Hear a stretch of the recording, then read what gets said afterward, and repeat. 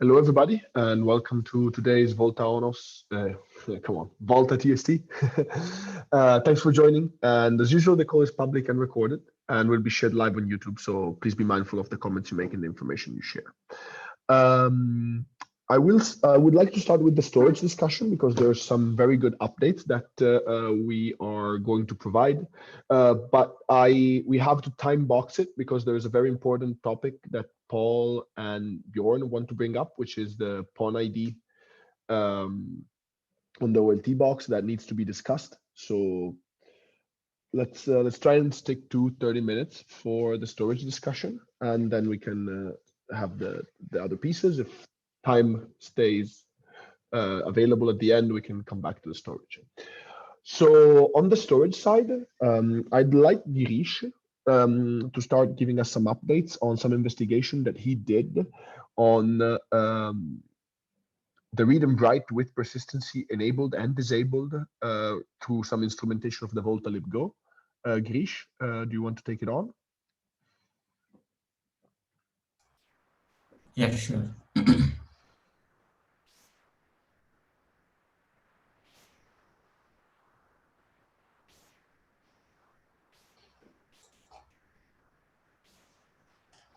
Yeah, you should be seeing my screen now. Yes, we are. Oh. So towards the end of last week, I did some experiments with instrumentation in the vOLTHA libgo to see how much time it takes to put, read, and delete keys from the KV store. So I did this experiment with persistence disabled and persistence enabled. So the first case was persistent disabled, core timeout 10 seconds, auto compaction and defragmentation enabled.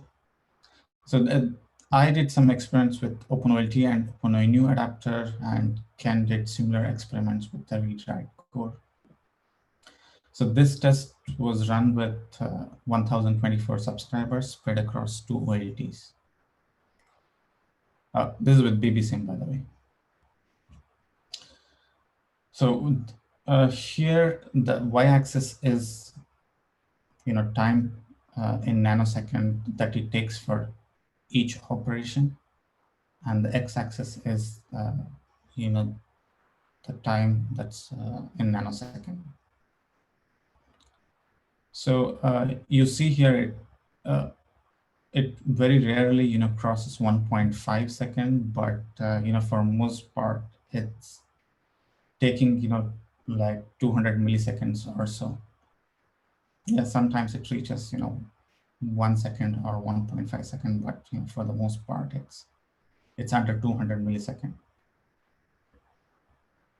Yeah, before I even mention this, the tests always pass with persistence disabled, core timeout 10 second, and auto compaction and defragmentation enabled. There are no problems here. And you're saying those spikes at all do not correlate to the times you call diffraction? Do you have no, I don't think. Do you have any indication when you called it in this timeline? Well, unfortunately, no. I don't know when that was called because that was running in a separate process, and this instrumentation was put in vOLTHA libgo. But I mean, there might be some effect, but I'm pretty sure the defragmentation ran only twice during the test, but you still see those spikes. So they may not be, so directly related. That much I can say. Right. Because, just to confirm, Girish. Sorry? Just to confirm, we are running the fragmentation every 5 minutes. Yeah, every correct? 5 minutes.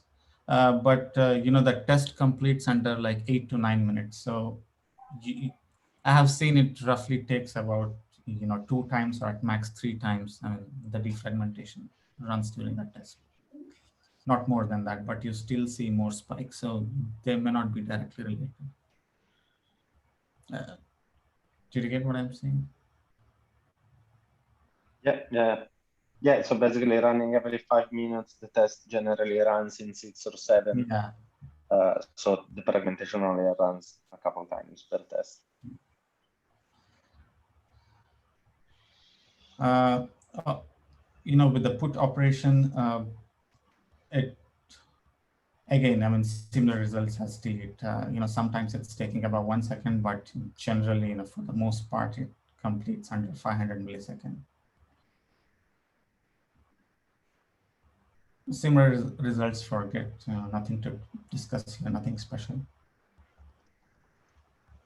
On the OpenONU adapter part, yeah, during the test, I mean, there are no delete operations. The put is, as similar to OpenOLT adapters. There are a few spikes at the end of the test, but they are well controlled. Sometimes it reaches up to 2 seconds, but it's under 1.5 or 1 second for the most part.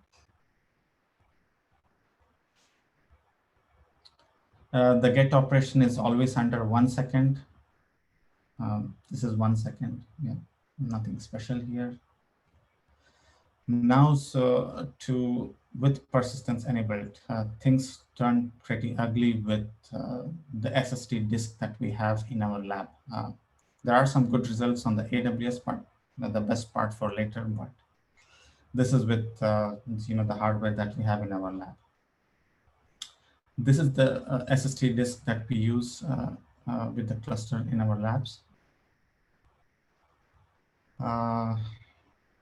Yeah, the delete operation in the OpenOLT adapter. This is 20 seconds, this is 40, and this is 60 seconds. You see that, almost always it's like taking 10 seconds or so, and in worst cases, it's taking 20 seconds, and sometimes beyond that, like 50 seconds. You see similar problems with get operation. This is 2.5 seconds, this is 5 seconds, this is 1.5, and so on. So here, for the most part, it was taking like about 1 second for the get operation. And in the worst cases, it was taking 12.5 seconds. And similar with put, 20 seconds, 40 seconds, it was reaching up to 50 seconds as well. And this was causing, timeouts at the core, and tests used to fail. And when things turned ugly, we also saw, panics in OpenONU Go as well.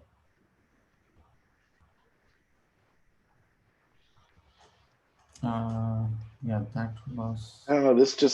It's not meshing with the data I was seeing on just raw etcd tests in my mind. I'm not saying persistence and disk speed isn't influencing it, but well, I think that that is. I will.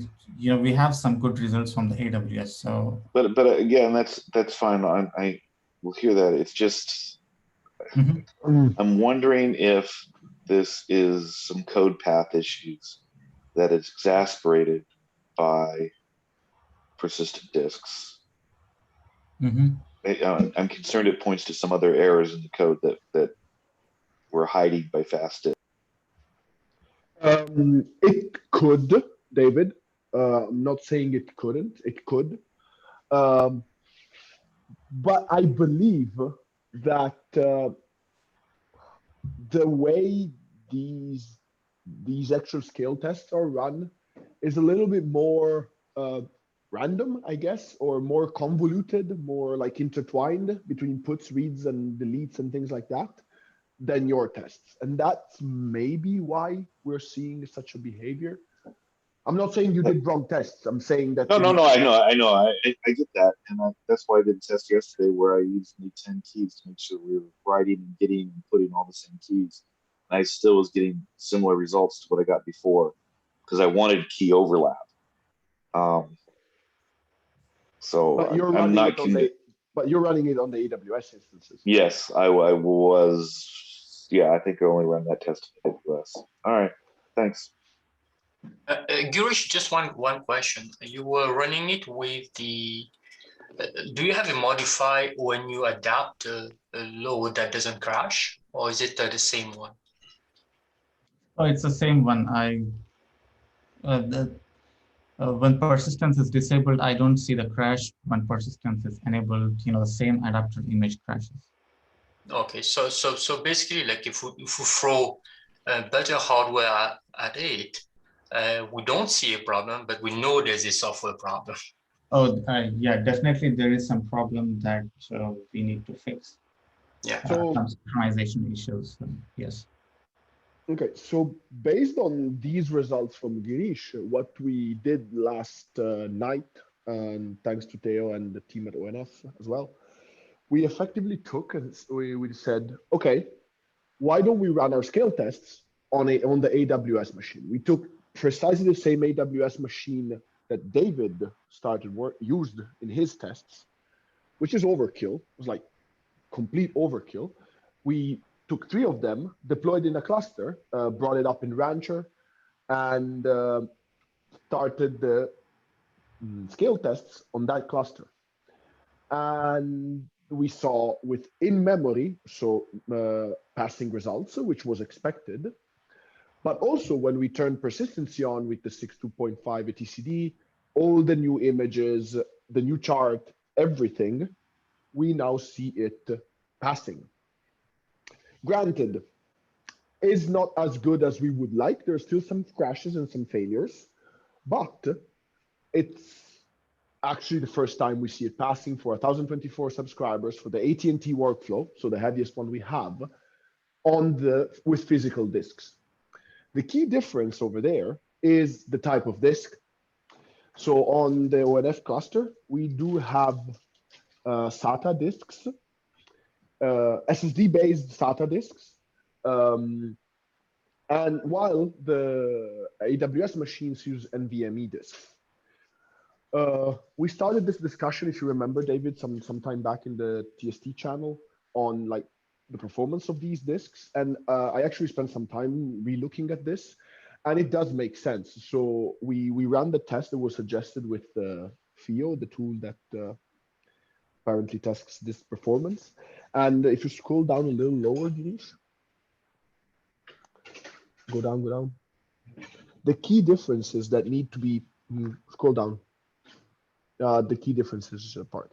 So the key difference is that 99 percentile that on the NVMe disks on AWS is like 167 microseconds, while on the ONF disks is 8,356, so 8.35 milliseconds. And apparently, as per studies that were conducted by these guys that wrote the article, it really seems that that this is fairly close to 10 milliseconds, which is the amount of data, amount of time that they found to be an issue with etcd with persistency enabled. Also, the input-output operations that can be done, as you can see, the results are up there. So if you want to study the results, they're up from here. But 12.9K on AWS and 239 on the SSD at ONF. So my conclusion is that if we want persistency on, the disks that you have to be fast enough. And how is fast enough? Well, you can test with this tool and see what comes up. So before I go forward, I have what I could consider somewhat of a conclusion that I want to discuss with everybody here and the next steps. But before I go there, are there any questions? I don't know if you're going to jump to conclusion right now, but there's some tests that I did also in my local environment. Do you want to go over that, or you want to just go to the conclusion? Oh, no. Ken, please bring forward your tests. Sure. So, sorry, Ken. Yeah. So here, what I run in a local environment. I just want to clarify that we didn't actually. Okay, go ahead. Theo, you were breaking up. Oh, sorry. No, I just wanted to say that we never run the test without persistence on the NVMe. I actually only run did. it with persistence. I actually did, Theo, a couple of runs, and they were passing with like no time at all. It was super fast. It was like Okay. 3 minutes. Cool. So those actually passed with no issue. Persistency enabled, we still see some crashes. So that needs to be investigated. So some jobs pass, which is good. Some jobs do actually crash, which we need to investigate. But at least we have at least a reproducible environment where we know that the test should pass. And if it crashes, we know we need to fix the crash.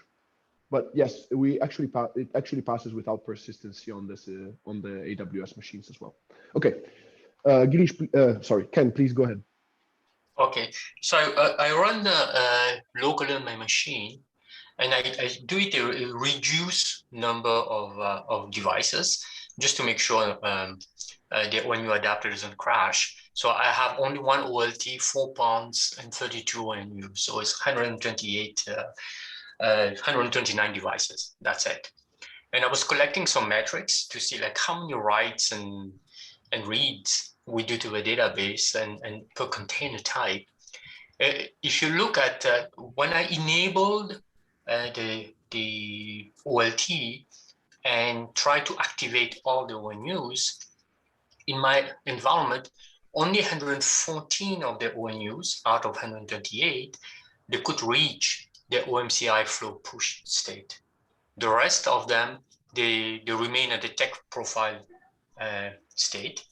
And what I was a little bit worried about that is because I was looking at the logs, I didn't see any errors. The only errors was when the core was trying to push flows down, it get a timeout, and then it just getting that flow error. So remove the flows, push the flows, and nothing happened. And there was no errors on the adapters.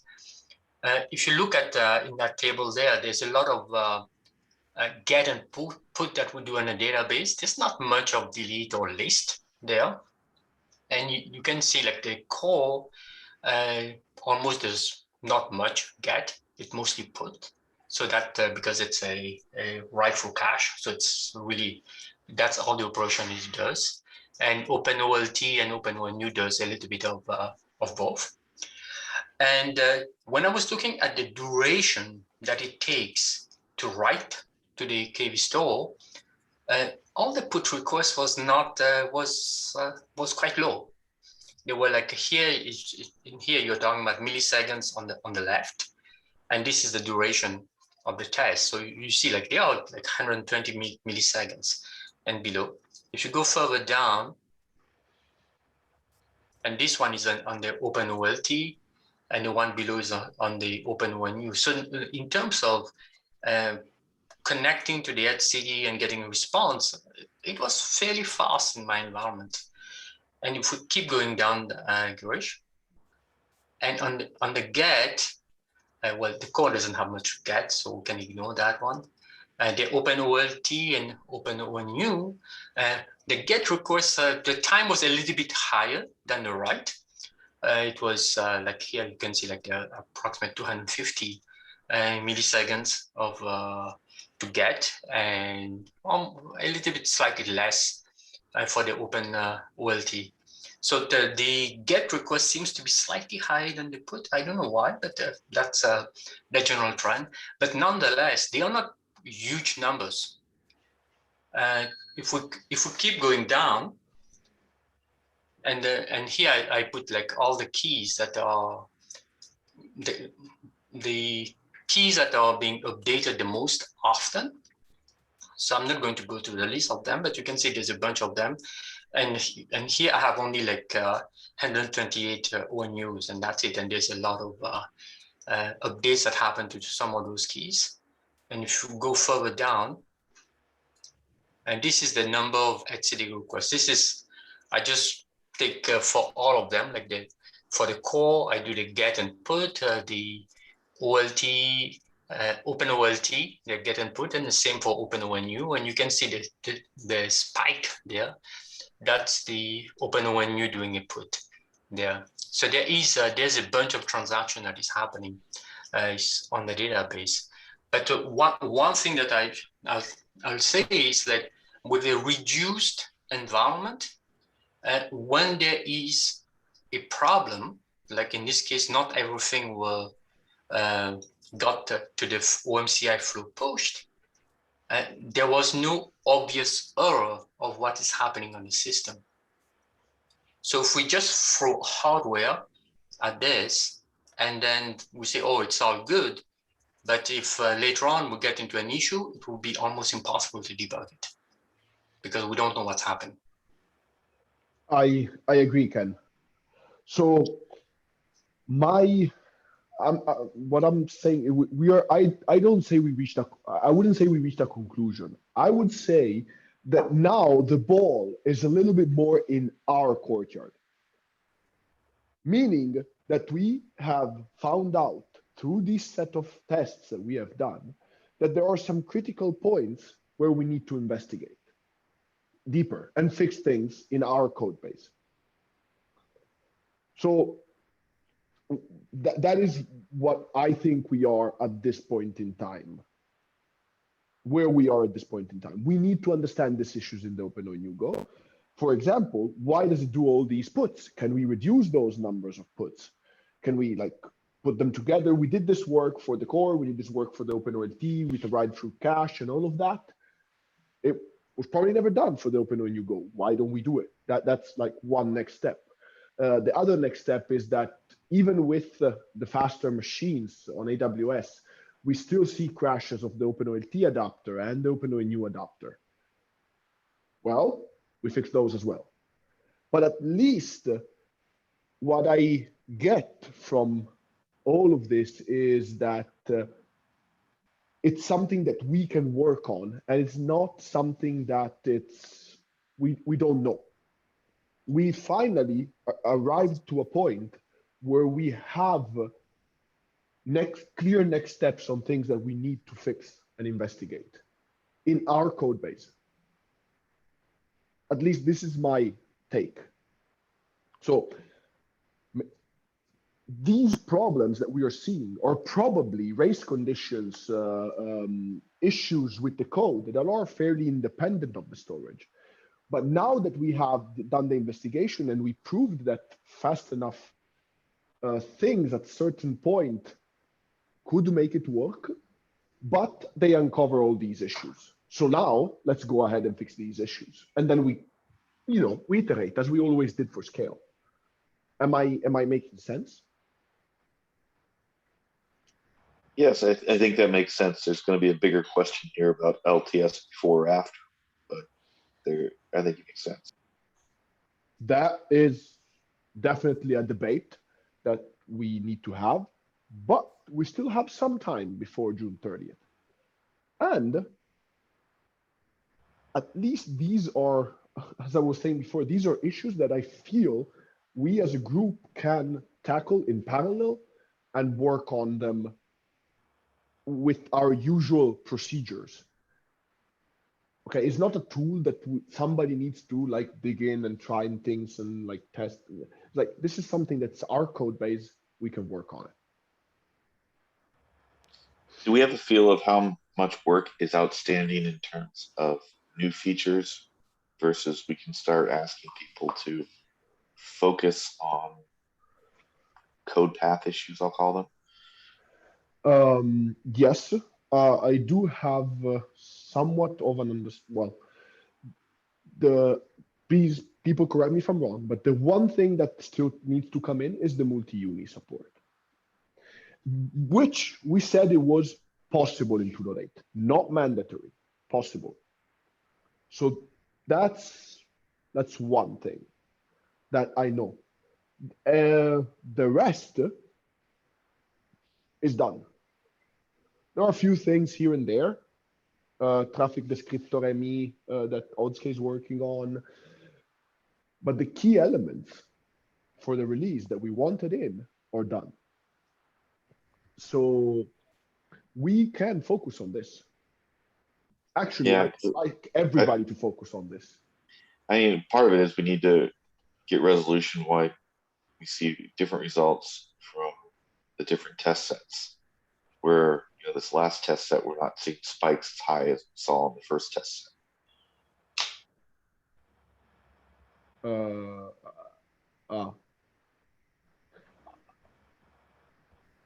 not sure. That's a good point. Which one are you talking about?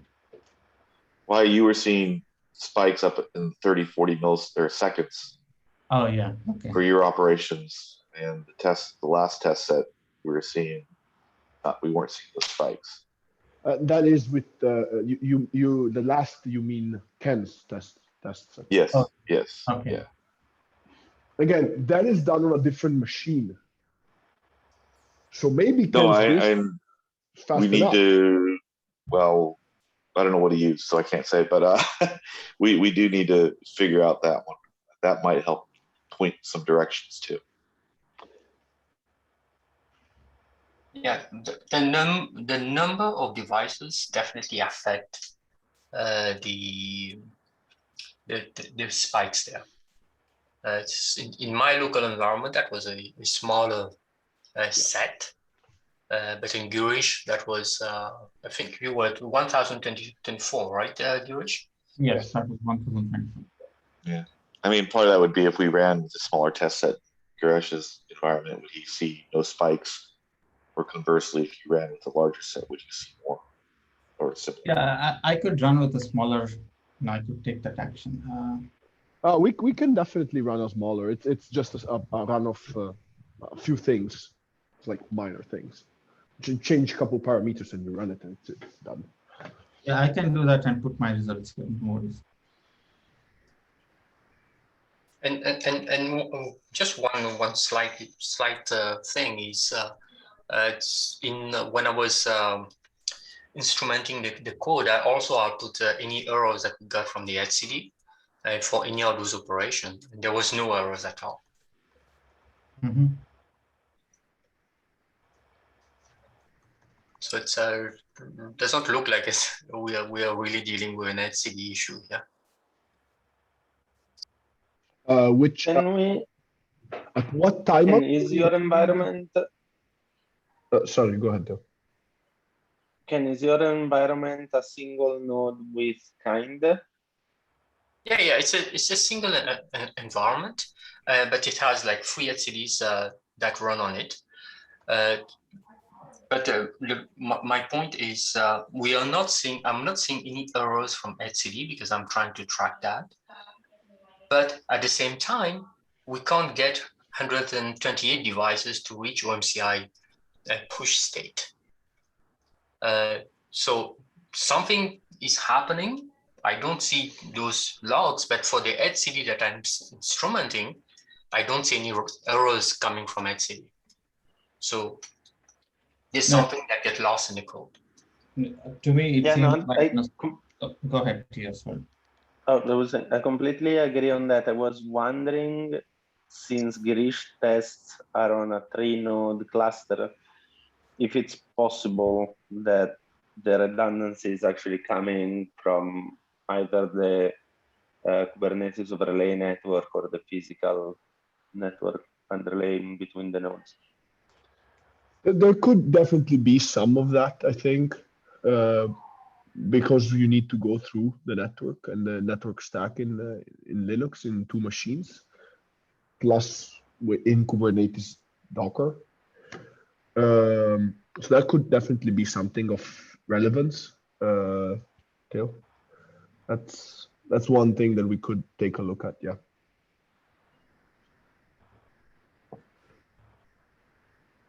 There are a lot of different data here, but when try to summarize it, in 1000 ONU tests, we're getting about 30-40 milliseconds for HCD operations in a fast environment. Is that correct? We didn't run the instrumented test on AWS. That's another step that we need to do. Yeah, that's something that I wanted to do as well. With instrumentation and see, how much time. Just wanted to compare the results.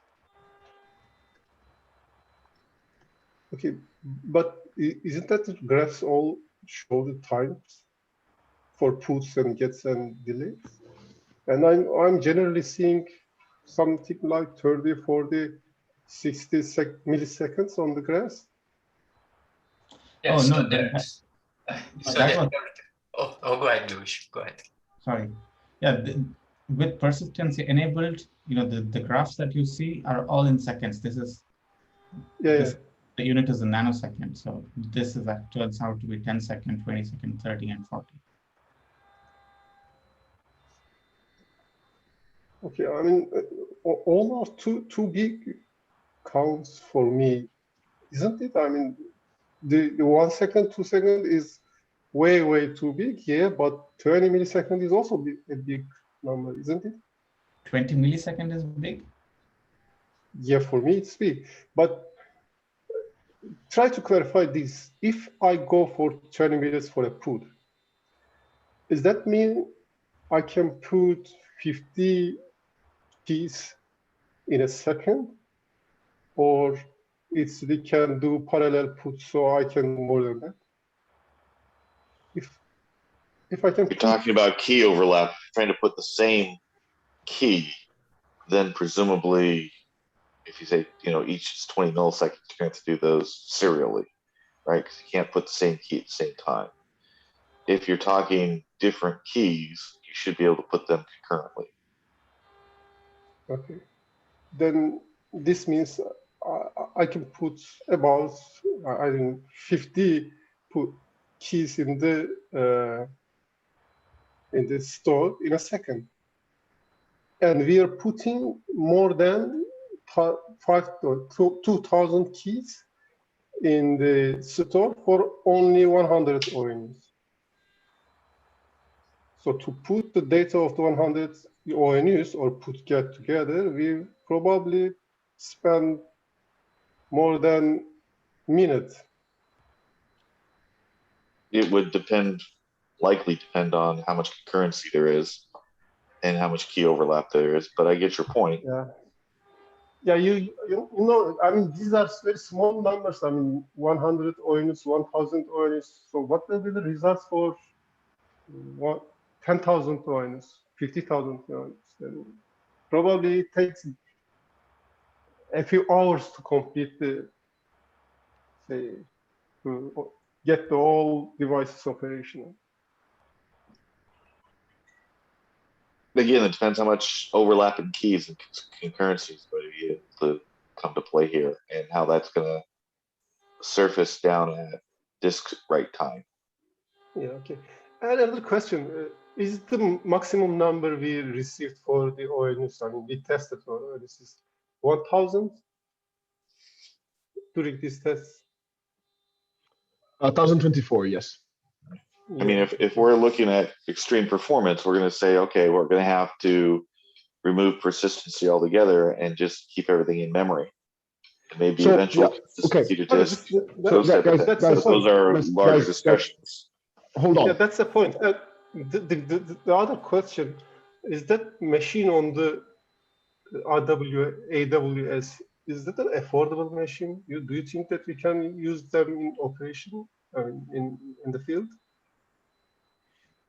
I mean, the question is, are NVMe disks, how much does an NVMe disk cost? The $120 for a terabyte. Hold on, guys, let's not go down this route because we have other topics in the meeting. And also, the scale numbers that 100,000 ONUs were never in scope for this discussion. So that's not something I want to go forward. What we are aiming for was this number for now. If next release we want to change that number, I'm all for it. But right now we're testing some different numbers. So the question can be open to 100,000, but that's not our target right now. And also, target is 1,000 or 10,000? What's the target? It's 1,024 per stack, 10,240 for 10 stacks. Okay. That was the target that was set by the operators and was never changed. We were never aware of the 100,000 target. So at this point in time, this is the target. This is what we're going to aim for. So in the interest of time, because we need to talk about the other topic, I think the next steps here are we need to do three things at least. One is run with persistence enabled with a lower number of ONUs, Girish, on our ONF cluster. Run the instrumented code from you, Girish, on the AWS cluster. And in the meantime, find the failures that make our adapters crash. And the reasoning why they don't reach that OMCI flow pushed state even in a lower environment with the persistency turned on. Those are the next steps. And I think that everybody here that doesn't have any other release task for 2.8 needs to focus on these things, like the OLT adapter crashes, the OpenONU adapter crashes, and I'll ask the same thing tomorrow at the OpenONU Go call. We have set of we can gather logs where the failures are, and we can start from there. Am I making sense for everybody? Yeah. That makes sense. Just one quick note. You mentioned about 10,000 devices and 10 stacks. Yep. So I guess at some point in time, we're going to run scale tests with 10 stacks. And are we going to use only 3 instances in that cluster of etcd? Yes, that was the deployment scenario. Okay, then we need to run that test then. Yes, bear in mind that test is not in parallel, meaning we don't bring 10,240 up in parallel. We bring them one stack at a time. Yeah, that's all right. The only difference would be like when you are loading the last stack, you'll have a database that have a lot of data in it. Yes, so that we need to check, and we need to check it also with the improvements that you and Girish have made. So the other next step is to actually merge those things as soon as possible. Okay, fair enough. And Mahir, it's not that I don't want to discuss the 100,000. It's just that we cannot throw too much meat on the fire. Otherwise, we don't get a resolution for anything. I'm sorry I was a little strong on that, but I feel we need to do one step at a time. If target is 10,000, okay, it's fair. I'm just giving some examples. It's that I didn't try to say that we should now aim to go 1,000, 100,000. Okay, thanks. Okay, good. So next on the agenda for today. A last question. Sorry, Andre. To Ken. I mean, Ken, in your test, the numbers of puts and gets you observed for OLT adapter. Is that with the code that Girish, reduced the number of puts and gets on OLT adapter, or is with master? No, that's with master.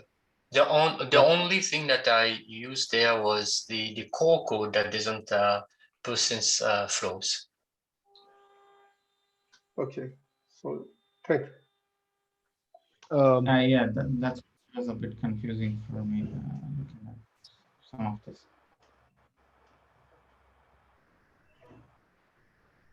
Sorry, go ahead.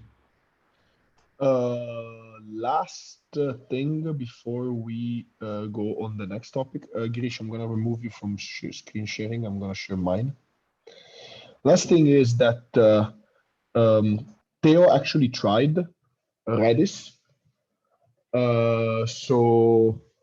And we didn't really see good passing tests with Redis. We haven't investigated why, but just to let you know, there is not smooth sailing with that one as well. Maybe we can discuss more in detail Redis on next call, because I want to go to the next topic, which was scheduled for today. So Bjorn, do you want to take it over from myself and present this one? Yes, am I audible? Yes. Okay, so then let's take me the screen share. This one should be the right one. Okay, now you should see it. Let's see what happens if I go to presentation mode.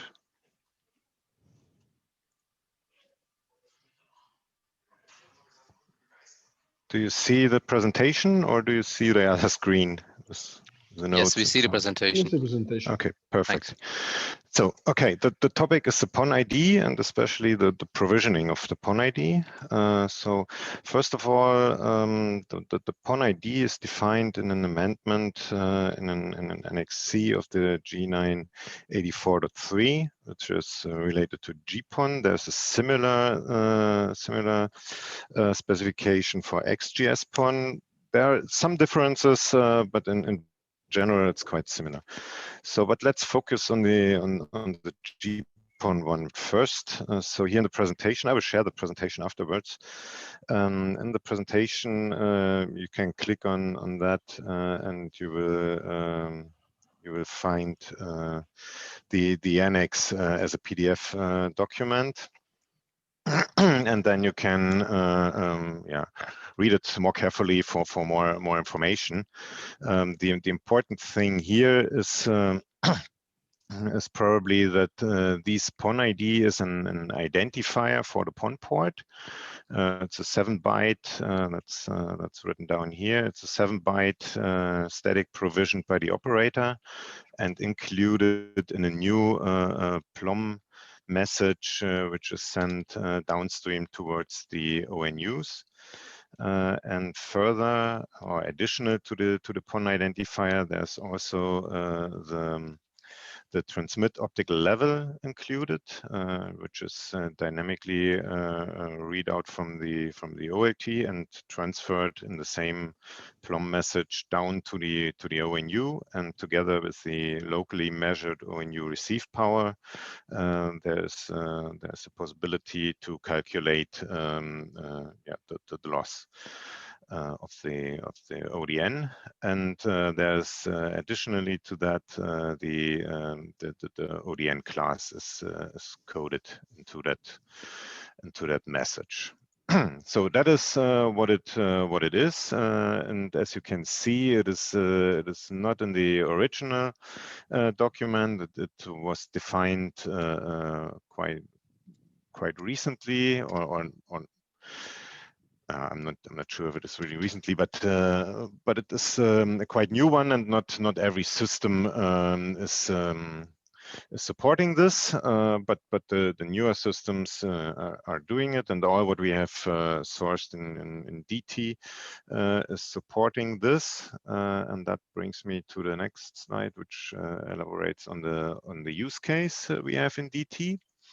So just in a brief words, to not read everything what is written down here, we use that during the build-up of the ODN. So so that means if all the all the installation in the field is already done, and the last part will be the installation in the houses, and at the end, if all that parts are installed, then the field technician can connect a measurement tool to the fiber end, to the termination of the fiber, and read out these details. You can read out the ODN budget, you can read out or the loss of the ODN, you can read out the PON ID, so that means to which PON port of the OLT the termination point is connected.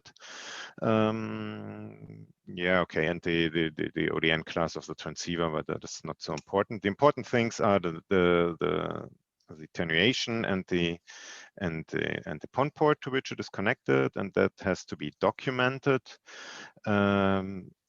In some, there's a dedicated DT document which we hand over to our subcontractors, which describes what they have to document after all the installation is done, and hand that documentation over to us, and then they will get paid for their work, of course. Yeah, here you see such a schematic diagram with the OLT port with the SFP and the laser diode in it, and then you have some coupler and some other points in between, and then at the end where you afterwards connect the ONT, you can connect the measurement tool and read out these specific values. It's quite gray here, but you can probably see it. Here is the 1, 2, 3, 4, 5, 6, the 7 bytes of the PON ID, and here you have some measurements of the optical power, and the measurement tool has at least 2 operation points. One is that it acts as the ONT itself, or the other one is you have already an ONT there. You can run it in a transparent mode or through mode, so that it, as you can see here, you have the Alcatel Lucent ONT after that, but you still can read out all these optical power values and of course the PON ID. And that's an important thing today in our documentation of the ODN, and therefore that's a feature what we definitely will need for not for the MVP, but we definitely need that for a mass rollout, let me say. And that's and then the question came up is that we see in general 2 possible ways to get that PON ID configured to the device. One is via the device manager, and the other one is via vOLTHA core and adapter. From our perspective, the PON ID will be configured once per uptime. So after the reboot of the OLT, it is in our scenario it will disappear and has to be configured again. So that is part of our general behavior, that the OLT after the reboot comes up, in a pretty clean state or clean slate status, and then everything has to be configured from scratch, and the PON ID will be one of these. Regarding the sending of these special PLOM message, the standards propose an interval of a second. Maybe 10 seconds are good enough, so it's not really needed so frequently, and especially the transmit power of the OLT pluggable could be read out once and then take the same value for the next 10, 20 PLOM messages and then read out again. So the readout of the TX power is probably can be less than sending out the PLOM message itself. Yeah, if the interval would be configurable, that would be nice, but in an initial step, we can also agree on a fixed interval and then see if really a configurable interval is needed.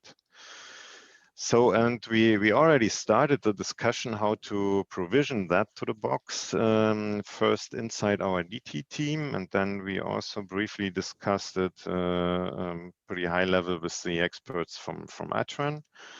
But the idea is to not create a solution which is agreed among DT and ATRAN, and then if that comes to any interest in the community, then we create a deviation from that. So that is what we would like to avoid, and therefore we bring that up here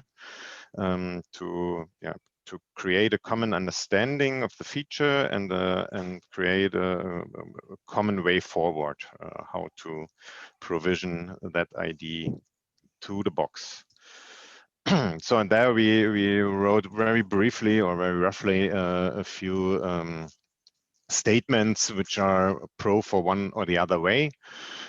So for the device management way, we see on the positive side that this has already some knowledge about the physical PON ports. There's already the responsibility for the PON port description, which we are using in DT. And on the other hand, we see that vOLTHA, the other way, provides a high abstraction without physical resource handling. And also the handling via the tag profile seems to be a bit difficult because tag profiles are only related to customer config. So that means if I don't have any customer connected to the PON tree, I have no tag profile assigned to the PON tree, and then I would have no PON ID to the PON tree, and that would not fulfill our use case.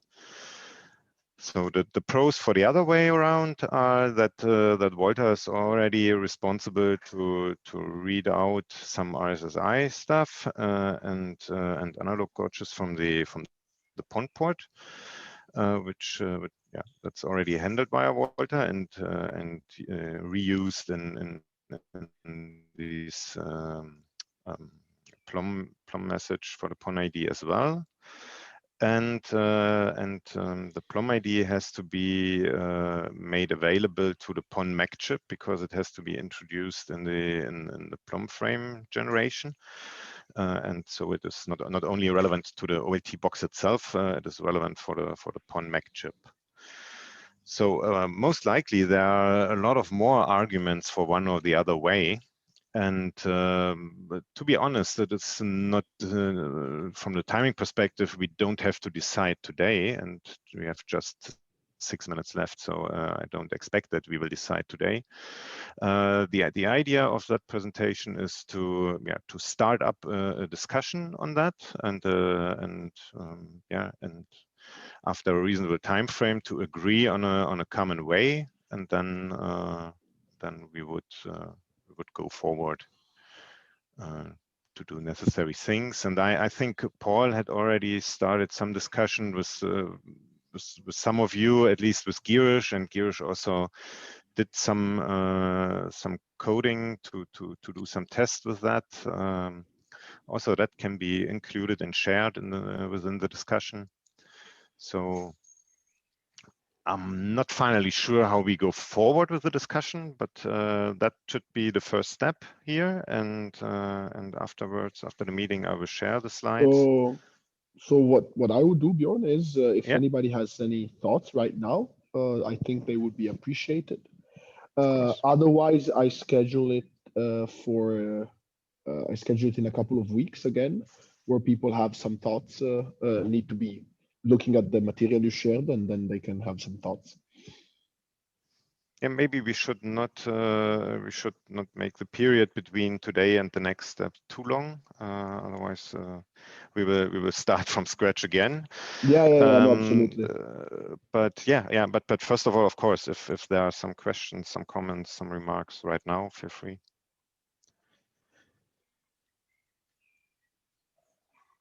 Yeah, just a clarification. So Bjorn, honestly, I know that where the changes need to be done, but I didn't really try this on my hardware, so I don't know how that works.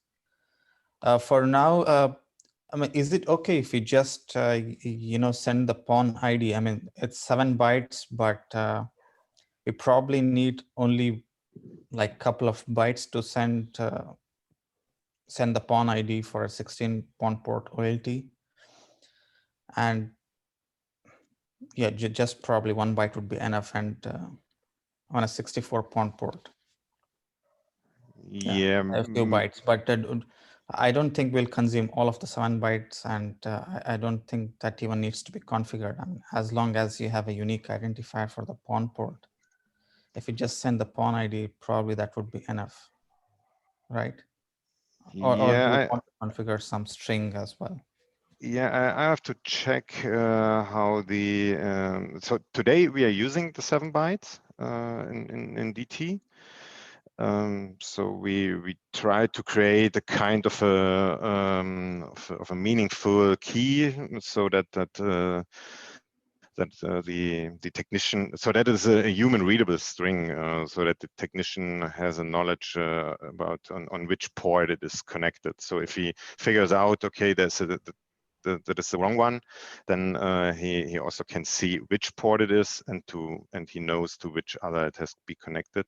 So today, make a long story short, today we are using that 7 bytes, and I'm not sure, do you see any big differences in the effort if we say we are using all the 7 bytes compared to we are using only 1 or 2 bytes? No, there is no effort. No, what I was saying is, do we need to have some unique string configurable for the 7 bytes? I mean, if not, I mean, the effort would be pretty simple. I mean, you don't have to worry about configuring this pawn ID via DMY or vOLTHA. I mean, because the agent already knows the pawn ID, and it could just encode that pawn ID in the 7 byte string and send it. I mean, there is no need of configurability of this unique 7 byte string. The pawn ID is already unique. I mean, that was my point. Okay. Girish, unfortunately, for a usable solution for us, that is definitely not enough. It must be configurable because it's different from each OLT to the next. But say for a first test, that might be sufficient to prove the capability of the protocol stack. So if you create some identifier that would simply count up in the 64 PON ports that would identify each of the 64 PON ports between each other, but it would not be enough as an identifier for the OLT as it is used Exactly. in our place. Yeah, exactly. So But hold it for one more second. And I fear you're referencing the EdgeCore XJS PON device, and this is unfortunately a much larger difference than it looks at first sight. It's not using the Plum messaging for this, but it's using a lower layer frame in the overhead, and it's only 28 bits that are usable. So it's not at all comparable. So unfortunately, I think there will be 2 distinct implementations necessary for both of them. Right. Yeah, so if this PON port ID needs to be uniquely identified among a set of OLTs, yes, this solution would not work. Then we definitely need this configurable.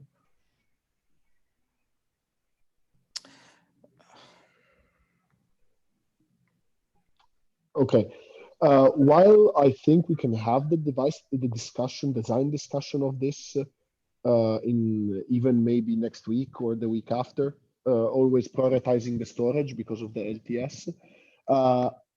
I don't think the implementation of this will come anytime soon, nor in the 2.8 release. Would that be acceptable, Bjorn? 2.8 means end of June. No, that's not needed, and that's clear on our side. So as I mentioned, we need that for our mass rollout, and for that we are looking for the next one, even if it is in end of the year. Okay. Okay, sounds good. Sounds good. Okay, so maybe Bjorn, if you don't mind, to sending an email with the slides and the code that you started discussing, the snippets that you talked about to me. I'll send them over to everybody, and I'll reschedule the topic for everybody to have more information on this for next week or in 2 weeks from now. Would that be fine?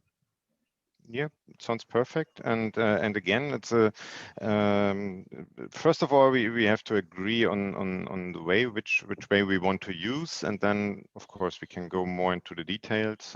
But if we consider, or if we can agree on a common way, then we from DT together with our partners, of course, can come up with a proposal how to do that.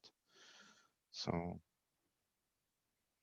Okay. Yeah, but it's fine to rediscuss it next week or the week after.